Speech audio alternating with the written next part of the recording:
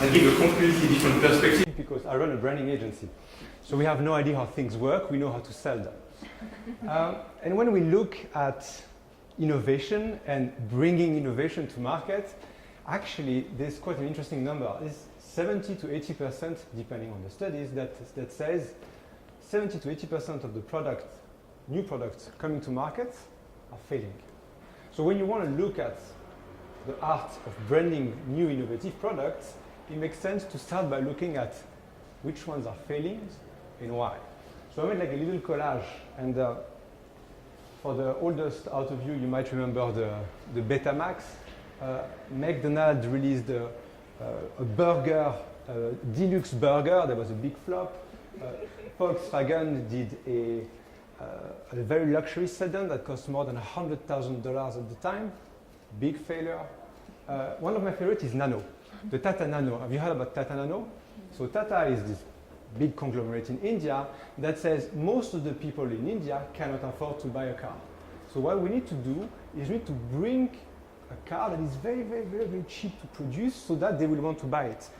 So from an engineering point of view, from a product point of view, this car is incredible because it has like, I think, more than 20 different patents. It's a marvel of engineering. And they market it as the car for the poor. So you had advertising with like blue-collar worker having finally a car. But they missed one thing. In India, a car is a status symbol. So there's no way you're going to buy the car for the poor. Should this thing have been marketed as the second car that is easy to park in the city when you let your Bentley in the main garage, all the poor will have bought the car because this is the second car of the rich. It's just a very small example. I think that there's hundreds of them, how Prada and LG released a phone that was as good as the iPhone 1 year before the iPhone. Segway, which was one of the most funded company, which ended up being a huge failure, etc., etc.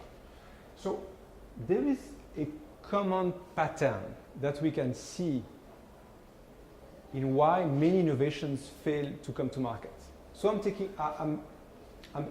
taking as a base the idea that the product is good, the feature is good, and it's working. So that's not the reason why it's failing. So this is called brand anchoring. So it sounds a bit like nebulous, so let me explain. If I tell you that Apple is going to launch a car, would you buy it? Maybe. You think, oh, it's interesting. I would love to see the design. I'm sure it's going to work well. If now I tell you that Ford is launching a smartphone, would you buy it? No way. Why? Because Ford is a car company. But hold on, a smartphone is easier to do than a car. And from a resource and development point of view, both companies could actually do that product. Yet, the mental image we have in our head about Ford or Apple is completely different. Because the brand anchor they have is different. The anchor of Ford is car. Everything Ford has to do is car. Apple, it's more something linked to lifestyle, design. The brand anchor is beyond being a marketing or branding concept. It's something that makes a lot of sense from a business point of view. Basically, a brand anchor dictates where you can or cannot go as a business. For instance, this is back from the 90s, but Cosmopolitan, they launched on the market a healthy, light yogurt. They said, our audience are women, they want to look fit, we know them, producing a yogurt is not difficult, let's put it on the market. Big failure. Why? Because the anchor of Cosmopolitan is Women magazine. It's not women well-being. On the other hand, you have some brands that have an anchor which gives them the opportunity to do a lot of different things. Armani. Armani is a fashion designer. He's a guy who originally sewed clothes. But it's okay that if he has interior design, if he has hotels, etc. We'll see it later with Tesla. Tesla doesn't do just cars. They also do solar panels. That's totally okay. Polestar. Polestar is actually a subsidiary from Volvo. Volvo is known for what? Reliable cars that are safe. So if they want to launch a sexy electric car, Volvo is not going to cut the deal. So they used a new brand name called Polestar, because the anchor of Volvo is safety, the anchor of Polestar is something much more avant-gardist. This is why Toyota launched Lexus, because nobody wants to buy a luxury Toyota. Only example from Apple today, but I think they managed very well to understand what was the anchor they had to use when they launched their watch. Apple, as you know, was not the first one to release a smartwatch on the market. But there's a few things that are interesting. The first one is they didn't call it the iWatch. So you have the iPod, the iPhone, the iPad, but there's no iWatch. Why? Because all the i series is consumer products, electronic consumer products. But what is the anchor that you want when you sell a watch? What is a watch? It's a luxury accessory. So you need by any means to avoid associating yourself to electronics. So what you do, what Apple did is when they launched the Apple Watch, they booked 12 pages in Vogue magazine with pictures that look like they are selling the latest Cartier jewelry. Sending the message, our anchor has nothing to do with electronics. Our anchor is about luxury accessories. They also have this partnership with Hermès, right, the French luxury leather good maker, so that you can have the bracelet from Hermès. Again, sending the signal that we're not in the consumer electronic business. We are doing high-end luxury accessories. I spoke about failures. There's obviously a lot of success. You know, you have the Americans on the left, rest of the world on the center, and Switzerland on the right. Most of them are out of the World Cup anyway. This being said, WeWork has been very, very good at basically selling a co-working space, but marketing completely differently. Essence, that you might know as an online shop, Punkt, I will speak about it later. But we looked at it and we thought, what is it that all those brands do right? When they launch innovations on the market, what is it that all of them do right? It's a very simple thing. They don't sell the product. They don't sell the feature. They sell an idea. So then you say, okay, that's cool, 2 circles on one slide, we understand shift of mindset, new perspective. What does that really mean? Let me give you an example. If WeWork was in the selling a product business, they would say, hey, we are a nicely designed co-working place. But they don't tell you this. WeWork tells you, do what you love, join our community. If Nespresso was selling a product, they would say, we have a great coffee machine with a cool, innovative capsule. They tell you, join the club of connoisseurs. The people who really know as much about coffee as much as you know about wine. So you see, there's this shift. Once you understand where is your anchor, and you start selling an idea instead of a product, you're already on the good way. But what is actually selling an idea? If you think about it, you have a product, whatever you want to sell, and you are selling the idea. So basically you are giving context to that idea. And giving context to that idea is done through what? Storytelling. So storytelling is a big topic. It was a bit the 2017 buzzword. And the question is, how do you create a good brand story? So we did the Google search like 2 or 3 years ago and said, how do you create a good story? And this is what you get. You probably have seen this when you're in high school. This is the typical how to build a story in 3 phases. So let me give you a very simple example. Act 1, man is in the village, woman gets captured by some monster. Departure of the action. Man leaves the village to find the woman who has been captured, but finds some wolves. He has to fight the wolf. He wins. Then he sees some thieves. He wins again. Midpoint, big twist. It happened that the woman was captured in the village. She wasn't out of the village, so he needs to come back. He fights again with the wolf and the thief that are now together, right? They're stronger. Final climax, the dragon is there, you beat the dragon, get the woman, happy home. Finished. This is a story. Most of advertising today works with this model, but it doesn't work for brand. Why? Very, very simple. Why doesn't it work for brand? Because you don't want the end. There is an end. So once the guy got the princess back, there's no freaking story anymore. So how do you make sure a brand has always a story to tell? So how do you keep on telling your ID forever? You need story that never ends. So what are stories that never ends? Well, Tom and Jerry, obvious. Tom is never going to get Jerry, poor guy. Game of Thrones, who watches Game of Thrones? So at the end, you know, when you have the dragon and... Okay. Game of Thrones, people fighting for power. Endless. People fighting for power. America great again. When is America great again? I mean, what is the metrics? When you say, we're not great, guys, we're not great, we are great. You don't know. It's a very vague concept.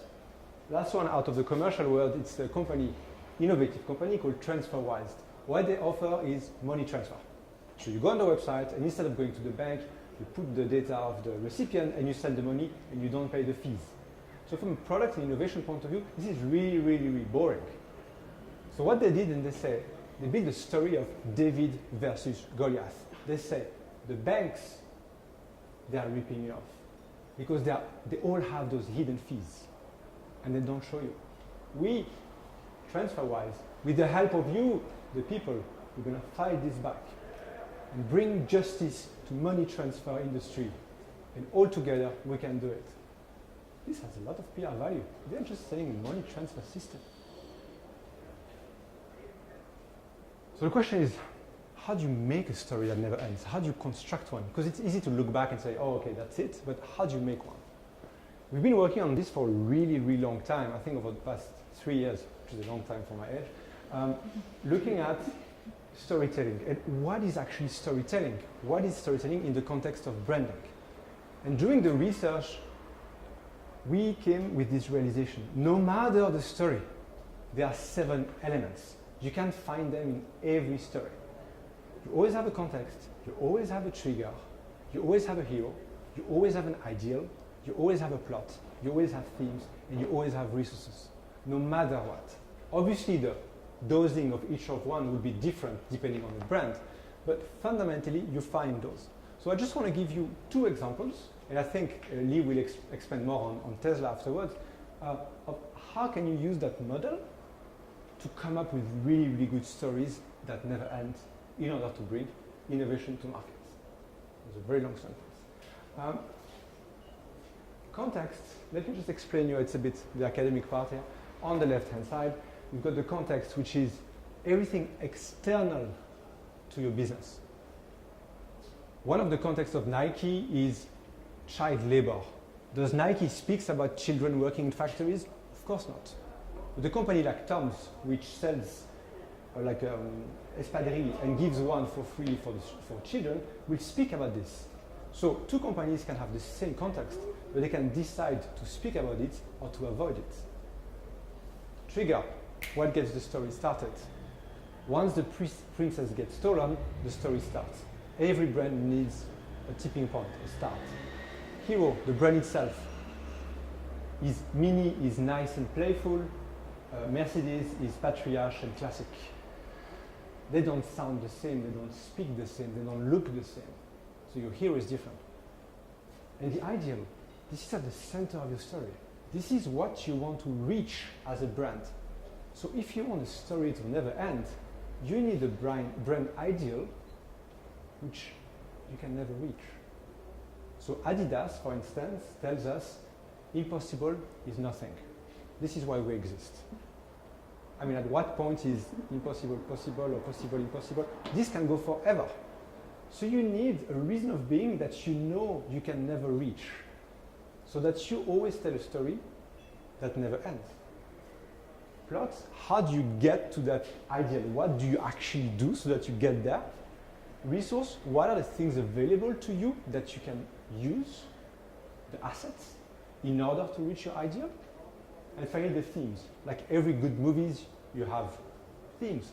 Romance, betrayal, happiness, sadness, doubt. Those are themes. Every good brand has very strong themes.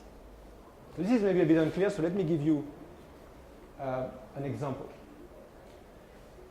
This is a brand which puts at the center of the context of sport and our lack of motivation and discipline to do sports. We all sign up in January to the fitness, and by the end of February, we know where to be seen. The trigger, what gets the story started, is to say, you know, despite that, there should be no excuse not to be fit.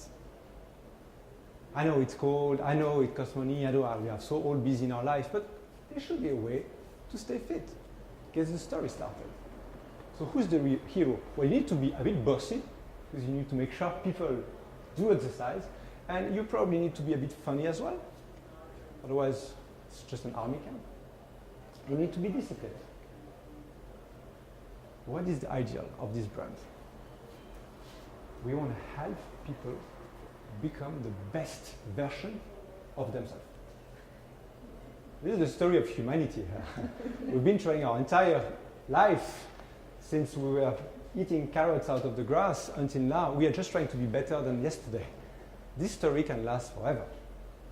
So what do we do for that? Well, we thought we need to have equipment-less workout. You don't need to go to that gym to be fit. And we're going to have program tailored to you. You're tall, you're short, you're a woman, you're a man. It's going to be right on for you. What are the themes? It's about new routines, it's about determination. It's actually about community as well.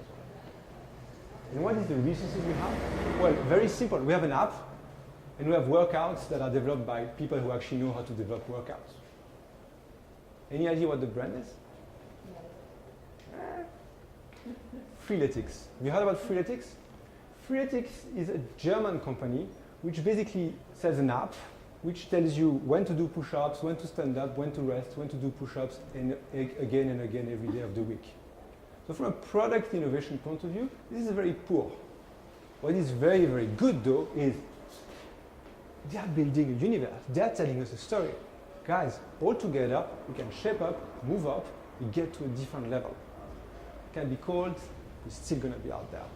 And all their visual is very manly. It's a bit almost a military camp. You're proud of being part of that community. The anchor, the center, is helping people becoming a version of themselves. So now Freeletics has started doing what? Nutrition. So they tell you now whether to eat, to drink a smoothie or not. And after that, they have started doing clothing, having the best clothes to be the best version of yourself.